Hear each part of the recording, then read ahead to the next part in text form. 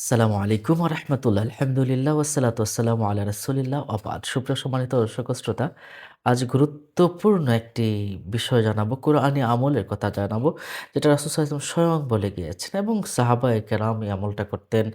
আজ পর্যন্ত যারা এই হাদিস শরীফ জানেন, আমল করেন, তারা সবাই এই আমলটা করে ফলাফল অবশ্যই পেয়েছেন।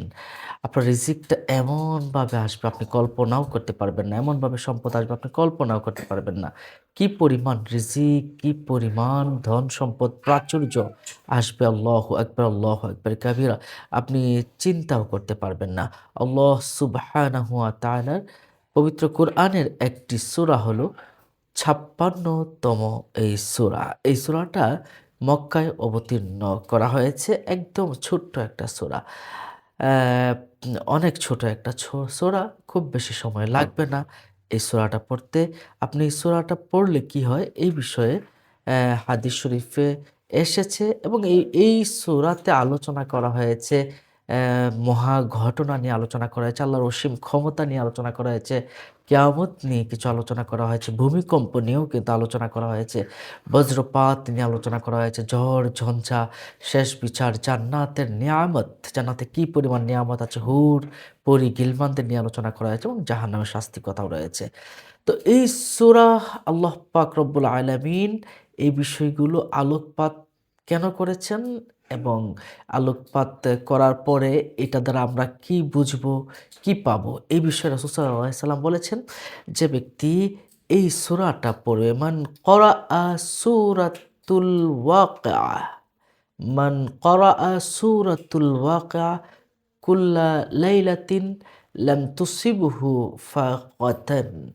রাসূল করিম সাল্লাল্লাহু আলাইহি ওয়াসাল্লাম ইরশাদ করেছেন, মান ক্বারাআ সূরাতুল ওয়াকিআ, যে ব্যক্তি সূরা ওয়াকিআ পাঠ করবে, কুল্লা লাইলাতিন, প্রত্যেক রাতে, কুল্লি লাইলাতিন, প্রত্যেক রাতে যে ব্যক্তি সূরা ওয়াকিআ পাঠ করবে, লাম তুসিবহু, তার কাছে পৌঁছবে না, স্পর্শ করবে না, ফাকাতান, দারিদ্র, অর্থাৎ দারিদ্র তাকে স্পর্শ করবে না। বাইহাকী শরীফের সহিহ হাদিস এসেছে, শুআবুল ঈমানে এটা সহিভাবে এসেছে। সম্মানিত দর্শক ও শ্রোতা, মুসনাদ আহমদেও কিন্তু এই হাদিসখানা এসেছে। এখন প্রশ্ন হলো, এই সূরাটাকে অ অন্যান্য আমরা গ্রন্থে পেয়েছি, ওনারা বলেছেন সূরাতুল গনি বা ধনী হওয়ার সূরা, ধন লাভের সূরা, রিজিক লাভের সূরা, আল্লাহর উপর আ নির্ভরতা পাওয়ার সূরা। তো রাসূল সাল্লাল্লাহু আলাইহি ওয়াসাল্লাম সাধারণত বলেছেন মাগরিবের পরে এই সূরা পাঠ করলে তার ধন সম্পদ প্রচুর পরিমাণে বৃদ্ধি পায়। আমরা যেটা পেয়েছি এটা হলো রাতের যেকোনো অংশ পড়লেও হয়ে যাবে। উত্তম হলো মাগরিবের পরে। আপনি যদি রাতের যেকোনো অংশে রাত ১২টার আগে যেকোনো সময় সূরাতুল ওয়াক্কা পাঠ করেন, ইনশাআল্লাহ আপনার রিজিক অনেক বৃদ্ধি পাবে এবং চতুর্দিক থেকে আপনার রিজিক আসবে, টাকা পয়সা, ধন সম্পদ আপনার বাড়বে। আপনি কল্পনা করতে পারবেন না। সুবহানাল্লাহ! আমলটি পরীক্ষিত, শতভাগ পরীক্ষিত। আপনি একবার পড়েই দেখুন। আসসালামু আলাইকুম ওয়া রাহমাতুল্লাহ।